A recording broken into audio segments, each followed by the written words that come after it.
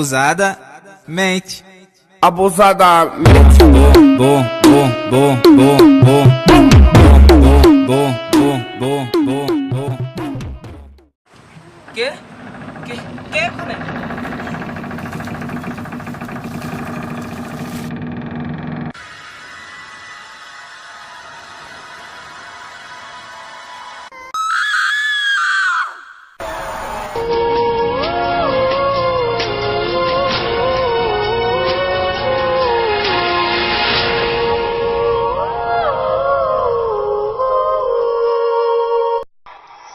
Hello listeners, শুনছেন সবসময় radio মূর্তি, চলছে ঝুট FM powered by tiffin biscuit.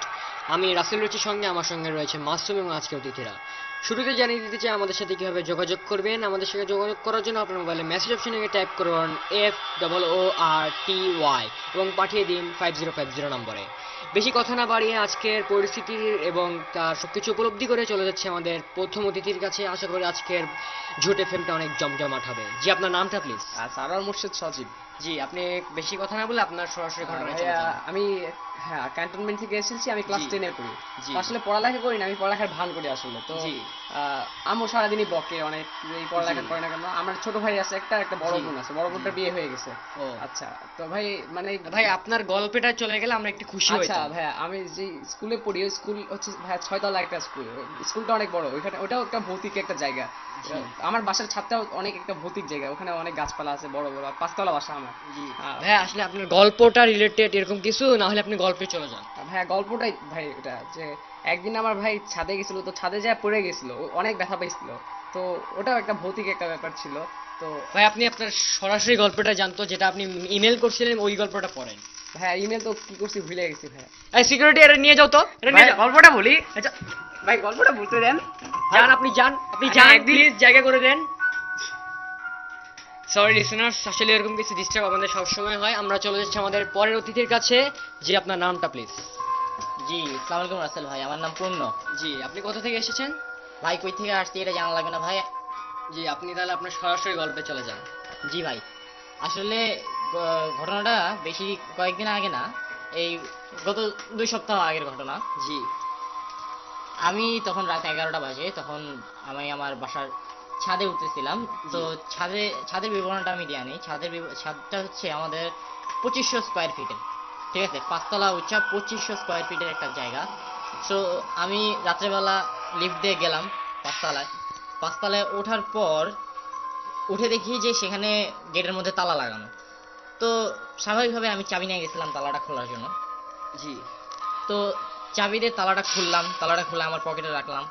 পকেটে রেখে ছাদে গেলাম বাতাস খাইতে, ঠান্ডা ঠান্ডা বাতাস। এর আগে বলে নেওয়া ভালো যে তখন আমার প্যান্ট ছিল না। জি। আসলে প্যান্ট ছিল না মানে তখন আমি লুঙ্গি পরেছিলাম, বাসায় ও। এসে প্যান্ট খুলে লুঙ্গি পরছিলাম। তো এই যে লুঙ্গির তো আসলে আপনি জানেনই রাসেল ভাই, লুঙ্গিতে কি হয়, এখন ঠান্ডা বাতাস লুঙ্গির আশপাশ দিয়ে প্রবাহিত হইলে পরে এই ভেন্টিলেশনের কারণে ভিতরে ঠান্ডা ঠান্ডা বাতাস আসে, জি, জি, এটা জি। সুন্দর ফিলিং দেয়। তো ছাদের উপরে খুব সুন্দর আবহাওয়া ছিল।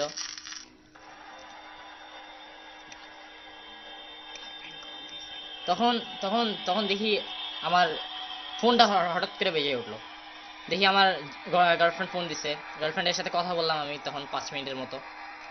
5 মিনিটের পর কথা কথা বলার পর হঠাৎ করে দেখলাম যে ছাদের পরিবেশটা হঠাৎ করে অনেক বেশি ঠান্ডা হয়ে গেল। ছাদের পরিবেশ যত ঠান্ডা হচ্ছিল তত মানে এটা কি অস্বাভাবিক টাইপের হ্যাঁ, কিছু ছিল? এটা অনেকটা এটা যেহেতু দিনটা আসলে- গরমের ছিল। হ্যাঁ, দিনটা আসলে গরমের দিন, তারপরেও সেই ছাদের এরকম ঠান্ডা পরিবেশ। তো ঠান্ডা পরিবেশের কারণে ভাবলাম যে আমি নিচে নামি। নিচে নামতেই আমি পিছনে তাকায় দেখি গেটটা বন্ধ। ছাদে যে গেট, আমি আসলে এখানে এখানে বলে নিই যে ছাদের ঢোকার রাস্তাও একটা, ছাদ থেকে বের হওয়ার রাস্তাও একটা। সেই ক্ষেত্রে আবার এখানে আমি দেখতেছি গেট বন্ধ। এখন এই গেটটা একমাত্র তখনই বন্ধ করা যাবে যখন আমার পকেট থেকেও তালাটা বের করে নেবে, কিন্তু আমি দেখতেছি তালাটা আমার পকেটে।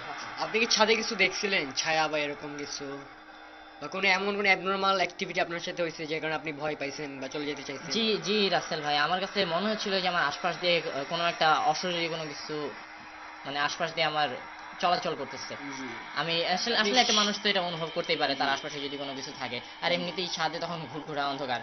জি। তো তখন এরকম মানে আপনি একটা, কোনো নোটিস করতে পারেন নাই বা কোনো? না আমি তখন নোটিস করতে পারি নাই, কিন্তু আশপাশে কিছু একটা ছিল, ভয়ঙ্কর কিছু একটা ছিল। তখন আমি গেটের কাছে গেলাম যখন, তখন দেখতে পেলাম যে গেটটা অ্যাকচুয়ালি তালা তালা দেওয়ার মতো করে বন্ধ করা, মানে তালা দিয়ে রাখলে কেউ যখন যেরকম হবে সেরকম করা। কিন্তু আপনি তালাটা খুলে আপনার সাথে নিয়েছিলেন? জি, আমি তালাটা খুলে আমার সাথে নিয়েছিলাম। তখন আমি আমার ছোট বোনকে কল দিলাম, ছোট বোনকে কল দিয়ে বললাম যে ছাদে আয়, ছাদে আমি লক হয়ে গেছি, আমাকে আমার লক খুলে আমাকে ছাদ থেকে বের কর। তো আমার ছোট বোন আয়শা যখনই ছাদের দরজাটা খুলছে, খুলেই দেখে, খুলে কি একটা দেখে জানি সে চিৎকার দিল, চিৎকার দিয়ে সে সাথে সাথে অজ্ঞান হয়ে গেল। আচ্ছা। আমি তো এই ব্যাপারটা দেখে একদম রীতিমতো ভয় পেয়ে গেছি। আমি ভাবছি যে আমার পিছনে মনে হয় কিছু একটা আছে, সেটা দেখে সে স্বাভাবিক। ভয় পেয়ে গেছি। জি। তো তাকে নিয়ে আমি বাসায় গেলাম, বাসায় তাকে রাখার পর যখন আমি আমার রুমে ঢুকবো, রাসেল ভাই আপনি বিশ্বাস করবেন না, তখন আমার সাথে যা হয়েছে তা আমি মানে কিভাবে বর্ণনা করব। আমি রুমে ঢোকার সাথে সাথে কি কারণে জানি আমি সম্পূর্ণরূপে আমি আয়নায় নিজেকে দেখে হঠাৎ করে অজ্ঞান হয়ে যাই। জি। রাসেল ভাই পরের দিন সকালবেলা আমার আমার চোখ খুলে ঢাকা মেডিকেল কলেজে জি। আমি দেখি আমার আম্মু আব্বু আমার ভাই বোন আমার পাশাপাশি বসে আছে। জি। তো আমি তখন রাতের কথা মনে পড়ে, তখন আমি আয়নায় দেখলাম যে আমার যে লুঙ্গিটা ছিল ভাই রাসেল ভাই, আমার যে লুঙ্গিটা ছিল 400 টাকা দামি রাসেল ভাই, জি। একেবারে ব্র্যান্ডেড লুঙ্গি ভাই, পুরা জি। আলী শাহের লুঙ্গি ভাই, জি। পুরা বনানী থেকে টাটকা মাল, একদম দেশি মাল, ওইটা কিনছিলাম ভাই। তো এই লুঙ্গি দেখি ভাই আমার ইয়াতে আর নাই, তখন আমি আর লুঙ্গি পরা অবস্থায় নাই। তখন আমার ছোট বোনরা জিজ্ঞেস করলাম যে তুই কি দেখে ভয় পাইছিলি? তখন আমার ছোট বোন বলে ভাইয়া আপনারে তো আমি লুঙ্গি পরা অবস্থায় দেখি নাই, আপনার তো তখন লুঙ্গি ছিল না।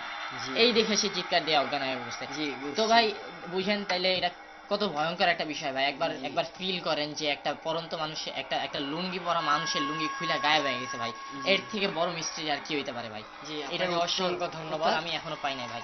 ডিয়ার লিসেনার্স, আপনারা শুনলেন এতক্ষণ একটি অতিথির গল্প। আশা করি আপনাদের এটা ভালো লাগছে।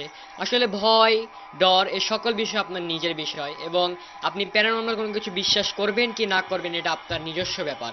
তারপরেও এমন বাস্তব জীবনে বা স্বপ্নে বা স্বপ্ন দেশে এমন অনেক কিছুই হয় যেটার কোনো ব্যাখ্যা থাকে না আমাদের। তো সেই ব্যাখ্যা এবং এটার জানার অপেক্ষায় আজকের মতো আমাদের অনুষ্ঠান শেষ করছি।